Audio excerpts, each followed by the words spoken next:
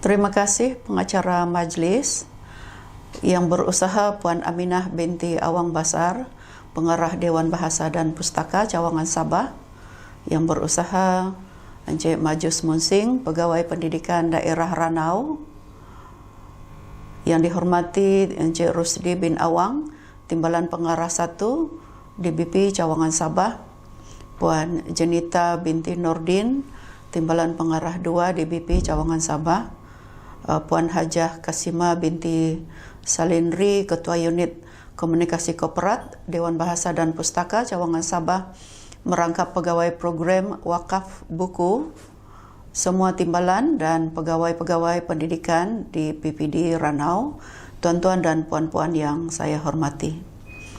Salam sejahtera, salam Sabah Maju Jaya, Sabah hebat katakan tidak kepada nombor 16, katakan iya kepada 10 terbaik.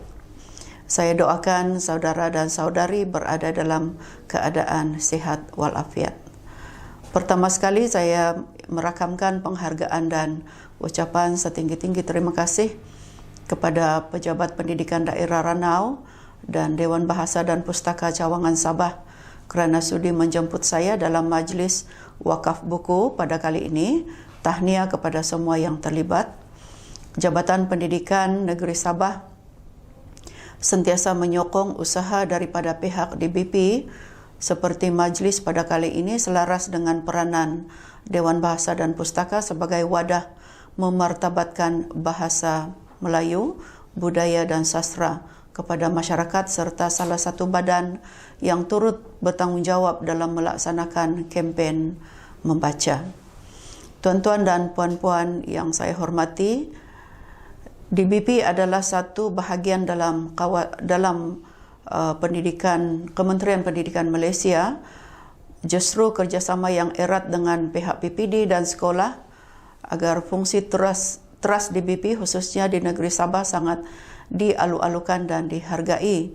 Seperti yang diketahui semua, DBP bertanggungjawab dalam mendaulatkan bahasa Melayu dan meletakkan martabatnya sebagai bahasa kebangsaan serta menyuntik rasa cinta dan kasih melalui penerbitan buku dan galakan membaca. DBP juga menerajui peristilahan bahasa Melayu yang berkualiti dan berintegriti kepada kesusastraan dan juga kepada generasi muda. Pada masa akan datang, buku-buku digital mungkin dapat diakses di mana-mana sahaja dalam satu peranti. Mungkin idea yang boleh dipikirkan pada masa akan datang. Namun sekarang saya percaya DBP mempunyai banyak buku bercetak yang saya pasti berkualiti, bukan sahaja kandungannya tetapi juga susunan bahasanya yang baku, tepat dan indah. Sehubungan itu, pihak JPN Sabah berharap program wakaf buku DBP menjadi inisiatif baharu untuk terus membantu sekolah untuk menggalakkan murid-murid membaca kerana sudah bergelanggang di mata ramai orang bahawa membaca adalah jambatan ilmu. Melalui pembacaan akan membuatkan seseorang itu, khususnya anak-anak murid, lebih berpengetahuan dan sentiasa mendapat maklumat yang terkini.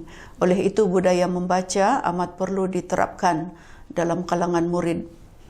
Kerana melalui pembacaan, pemikiran seseorang itu berkembang dan mempunyai imajinasi yang lebih tinggi dan boleh mengeluarkan pendapat dan hujah yang baik. Tuan-tuan dan puan-puan sekalian, membaca dapat menambah kosakata. Apabila kosakata banyak, seseorang dapat mengeluarkan idea dengan lebih tepat dan bernas. Pemenang nilam KPM telah membuktikan apabila mereka juga mendapat keputusan cemerlang dalam peperiksaan awam. Ringkasnya, banyak membaca, pasti anda lebih bijak.